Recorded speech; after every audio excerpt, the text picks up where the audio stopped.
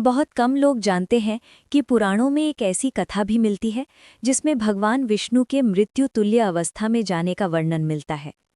ये प्रसंग शिव महापुराण और पद्म पुराण में बताया जाता है।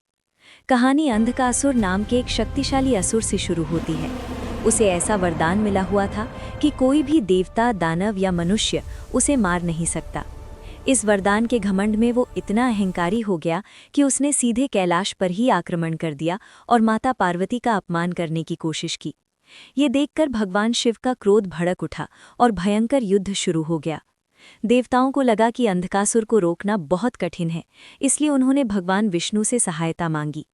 विष्णु तुरंत युद्ध भूमि में पहुंचे, लेकिन जब विष्णु ने देखा कि शिव अंधकासुर को तुरंत समाप्त नहीं कर रहे हैं, तो उन्हें भ्रम हो गया कि कहीं शिव उसे बचा तो नहीं रहे।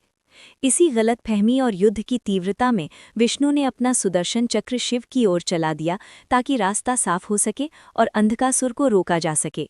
लेकिन सुदर्शन चक्र शिव को छू भी नहीं पाया, वो उनकी हथेली पर आकर रुक गया। तब शिव मुस्कुराकर बोले, ये अस्त्र मेरी ही दी हुई शक्ति से चलता है।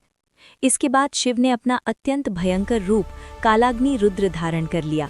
उनके तेज से तीनों लोग कांप उठे और ऐसा लगा मानो सृष्टि का संतुलन ही बिगड़ जाएगा।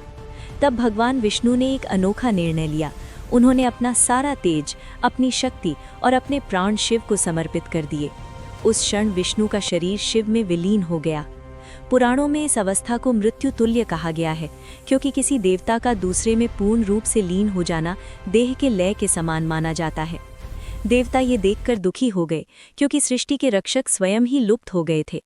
लेकिन कुछ समय बाद जब शिव का क्रोध शांत हुआ, तब उन्होंने अपने हृदय से भगवान विष्णु को पुनः प्रकट किया और उन्हें फिर से जीवन प्रदान किया। इसी घटना को हरिहर एकत्व कहा जाता है, जो ये बताती है कि शिव और विष्णु अलग नहीं बल्कि एक ही परम शक्ति के दो रूप हैं। हर हर महादेव, जय श्री विष्णु। ऐसी और कहानियों के लिए सब्सक्राइब करिए हमारा चैनल कथा सागर।